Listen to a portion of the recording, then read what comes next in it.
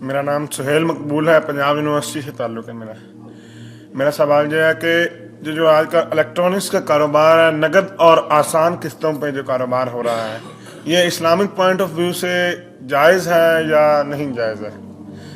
یہ جو بجلی کی مشینیں، ٹیلی ویژن قسطوں پہ بھی اور نقد بھی، یہ جائز ہے یا نہیں؟ دیکھیے، میں نے اگرچہ ابتدا میں آپ سے کہا کہ میں فقہی مسائل میں دخل نہیں دینا چاہتا، لیکن بعض چیزیں ایسی ہیں کہ جن کے بارے میں میری یہ رائے ہے کہ میں یہ رسک لے کر بھی کہ علماء میری اس بات سے اختلاف کریں گے، میں وہ بات بیان کروں۔ وہ ایک ایسا حق ہے، احقاق حق، جس سے جین اور جان چرانی نہیں چاہیے۔ میرے نزدیک یہ معاملہ کہ یہ گلاس اگر آپ نقد خریدتے ہیں تو 10 روپے کا ہے، اور 1 مہینے کے بعد اگر آپ پیسے دیں گے تو پھر 11 روپے ہیں۔ میرے نزدیک یہ سودی معاملہ ہے، 1 روپیہ سود ہے۔ یہ ایسے ہی ہے کہ آپ نے کسی کو 10 روپے قرض دیے اور 1 مہینے کی مدت کے حوالے سے 1 روپیہ بڑھ گیا۔ سود اور کس کو کہتے ہیں؟ لیکن بدقسمتی سے فقہ حنفی کی روح سے یہ جائز ہے، لہذا علماء کا فتویٰ موجود ہے ان لوگوں کے لیے۔ اب سود کو کس طرح کیا گیا ہے؟ سرکموینٹ کرنا جو ہے سود کو۔ آپ ایک کار خریدنا چاہتے ہیں، آپ کے پاس پیسہ نہیں ہے، آپ 10 لاکھ روپیہ بینک سے لیتے ہیں، بینک اپنا جو ہے آپ کو 10 15 20% کے اوپر قرض دے دیتا ہے۔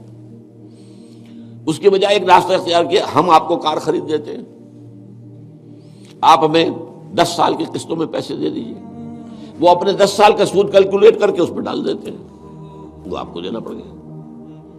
تو یہ صرف ایسے ہی ہے کہ ناک کو سیدھا پکڑ لیا جائے، یا یہ کہ پھرا کر ہاتھ جو ہے گردن سے، میرا تو ہاتھ نہیں پہنچتا، لیکن یہ کہ بہرحال جن کے پہنچ جاتے ہیں ہاتھ، وہ اس کو جائز کیے بیٹھے۔ تو میرے نزدیک اصل میں یہ آپ کے سامنے ایک بڑی یعنی دین کی حکمت اور فلسفے کے اعتبار سے بہت اہم بات ہے جو اب کہنے چلا ہوں۔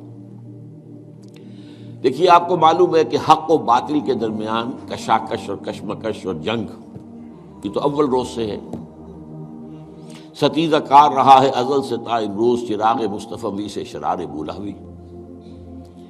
نتیجہ کیا ہے؟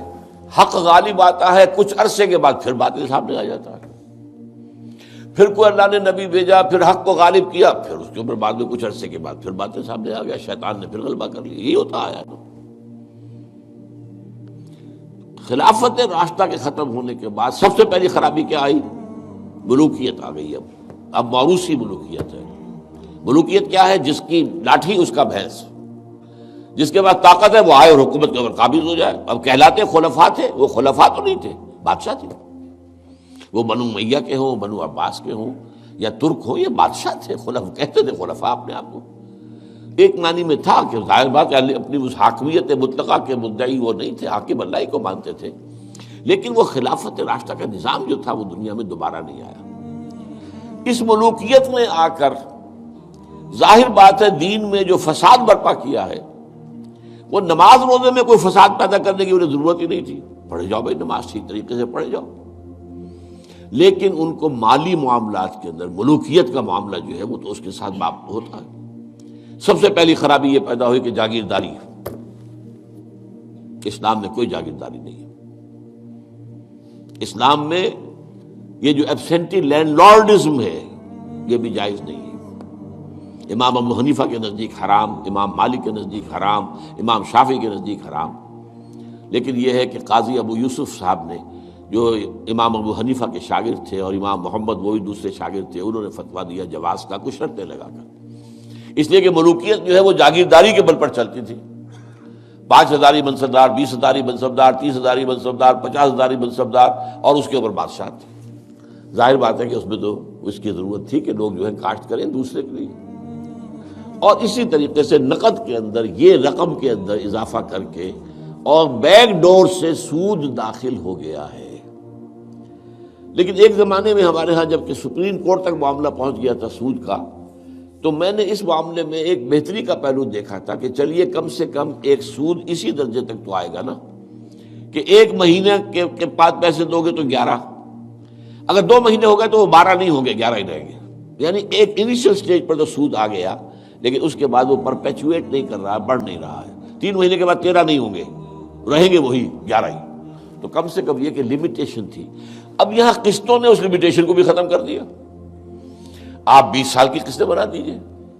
مارگیج ہاؤسز کا جو دنیا کے اندر چل رہا ہے 20 سال کا، 30 سال کا مارگیج ہوتا ہے. وہ گویا کہ پھر سود کو انہوں نے اپنا پورا حصہ جو ہے کاؤنٹ کر کے اس میں ملا کے اور اس کی قیمت رکھ دیتے. میرے نزدیک یہ چیزیں حرام ہیں، اور میں ڈنکے کی چوٹ کہتا ہوں کہ حرام ہیں. لیکن چونکہ علماء کے فتوے موجود ہیں تو لہذا میں کیا کروں گا، جو بھی کر رہے ہیں اب ان کی طرف سے جواب دہی اللہ کے ہاں پھر علماء ہی کو کرنی پڑے گی. دین کی بات پھیلانا صدقہ جاریہ ہے. ثواب کی نیت سے ویڈیو کو شیئر ضرور کیجیے. جزاک اللہ.